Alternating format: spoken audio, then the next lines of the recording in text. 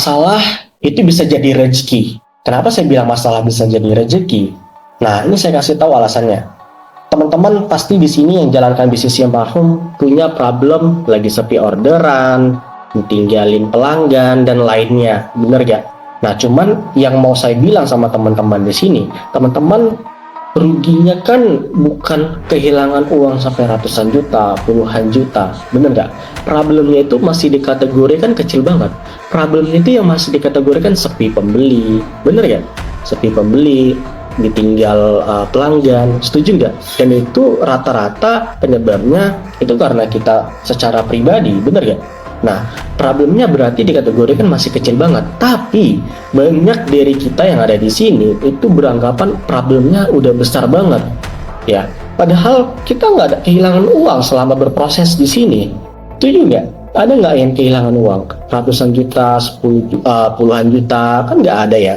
Nah, seharusnya kan kita jauh lebih santai ya untuk menjalankan problem-problem ini tadi. Mungkin beda lagi kalau tadi kehilangan sampai miliaran, ratusan juta. Butuh mindset yang benar-benar kuat banget dan mental yang kuat banget untuk menghadapi masalah. Cuman ini yang saya mau kasih tahu sama teman-teman, belajar dari pengalamannya saya lihat juga orang-orang yang sukses di sekelilingnya saya, mereka itu ketika punya masalah, nah mereka tidak yang namanya mencari alasan. Contoh kayak saya, ketika ada masalah, memang tidak dipungkiri sebagai seorang manusia pasti kita pikirin masalah tersebut. Tapi kalau misalnya kita terus pikirin tanpa kita nyari solusi, itu bisa jadi beban buat kita dan akan mengancam bisnisnya kita.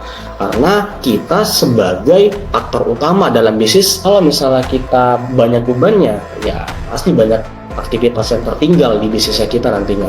Nah, makanya cara bagaimana kita menghadapi masalah itu penting banget. Kekuatan itu ada di mindset, ya, mindset akan merubah tindakan dan tindakan akan merubah hasil. Cara kita melihat suatu masalah itu penting banget. Ada orang yang ketika datang masalah dia beranggapan itu berat banget.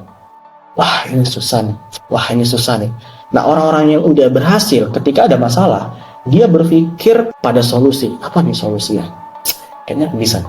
Dia malah makin memotivasi dirinya, tidak merendahkan dirinya. Ya, contoh kayak saya juga seperti itu ya.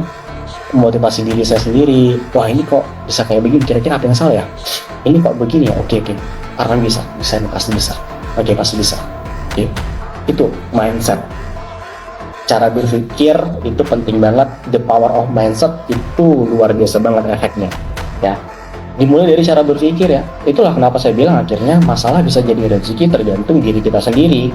Masalah bisa nggak jadi rezeki, ya itu tadi, karena kita nggak bisa memahami bagaimana cara pola kerjanya. Ya, saya ngadapin masalah yang udah cukup banyak banget dalam bisnis ini, yang mungkin teman-teman juga banyak tahu. Ya, kalau secara kerugian uang itu pasti ada. Saya yakin hari itu adalah mungkin sesuatu yang Tuhan kasih buat saya untuk sesuatu yang lebih besar lagi. Jadi saya percaya bahwa Allah pasti bakalan ganti untuk itu. Nah, jadi saya ya udah deh, nggak masalah. Saya kerja lagi. Terus juga COVID-19, orderan sempat turun, sempat juga buntu. Tapi akhirnya saya memilih untuk bertarung terus. Ya, saya percaya sama apa yang saya kerjakan. Saya percaya sama dirinya saya. Saya selalu ngomong sama diri saya pasti bisa lakukan. Harapan pasti bisa. Nggak ada yang nggak bisa. Kita akan terus berjuang, kita akan terus lakuin itu. Oke, itu tadi yang saya bilang, salah bisa jadi rezeki itu tergantung kita bagaimana cara menyikapi, ya. Oke.